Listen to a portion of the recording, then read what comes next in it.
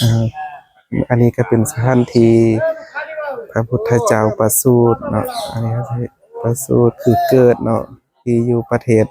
เนปาลเนาะเห็นมาพุทธคือมื้อนี้ก็ได้มาสักการะบูชากราบไหว้ให้พ่อแม่ครูบาอาจารย์และญาติโยมทั้งหลายเนาะมื้อนี้เนาะมีสถานที่นี้ก็แบบญาติโยมหลายที่ว่าญาติโยมเป็นอันญาติโยมศรัทธาเนาะความเชื่อของชาวพุทธเนาะชาวพุทธมีทั้งชาวพุทธแล้วก็ชาวฮินดูก็มากราบไหว้คือกันเนาะอันนี้เนาะเป็นท่านใดที่ว่ามาเห็นแล้ว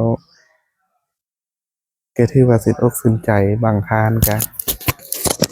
มาแล้วก็อยากมาอีกเนาะอันนี้คือญาติโยมเนาะทั่วทุกสารทิศเนาะมาบ่หลายๆหลายๆประเทศที่ได้มากราบไหว้อันนี้คือญาติโยมเนาะคือญาติโยมนี่นะที่ญาติโยมพวกแสวงบุญทั้งหลายแหละเนาะที่ได้มานี่เนาะแสวงบุญทั้งหลาย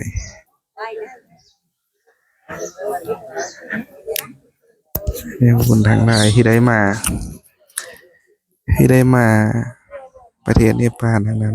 อันนี้ก็เป็นสถานที่ที่เพิ่นเป็นเขาฮ้องหยังว่านี่นะเขาฮ้องหยังว่านั่นน่ะมันทุ่งหลายๆหั่นน่ะอันนี้เป็นคือเป็นเพิ่นน่ะเป็นคาถาเนาะไปให้ก็ได้เนาะเป็นคาถาอยู่ที่ก็เห็นดีเนาะเป็นคาถาของที่ว่าเพิ่นถือเนาะคือพวกเนปาลนี่นะเนาะที่เพิ่นว่าก็ได้เอามาประดับก็เป็นประดับประดาทองเนาะประดับประดาทองมีหลายๆเนาะอันนี้คือส่วนน้ำน่องน้ำเนาะน่องน้ำก็มีอยู่ลุมเนาะไปหาน่องน้ำเลยนี่คืออยู่ถึงข้างน่องน้ำเนาะแล้วก็มีต้นโพใหญ่ๆ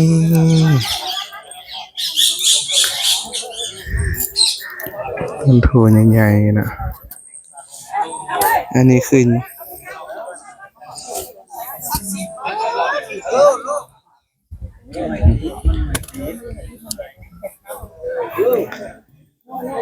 ต้นโพ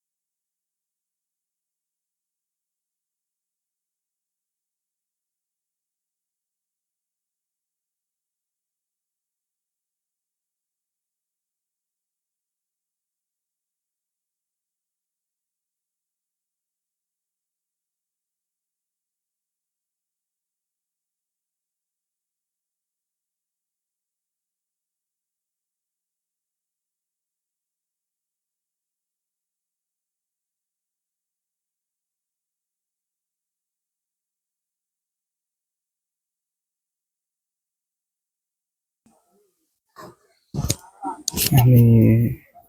อันที่อันนี้คือนอกเนาะสถานที่ก็จะเป็นแบบ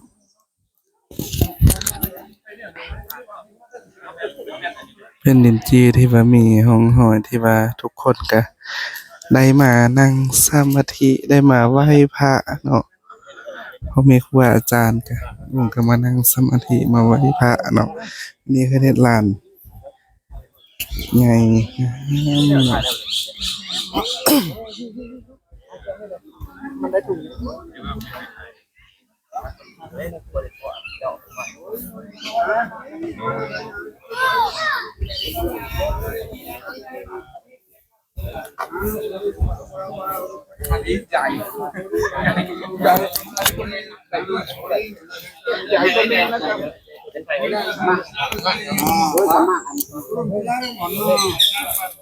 ขึ้น ขอบคุณเล่นมาอนุโมทนาบุญทุกอย่างครับ แกงเกี๊ยวได้ไหม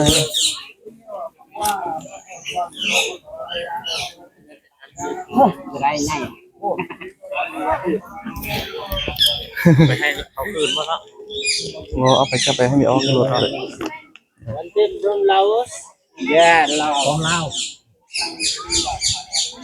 we are from Lumbini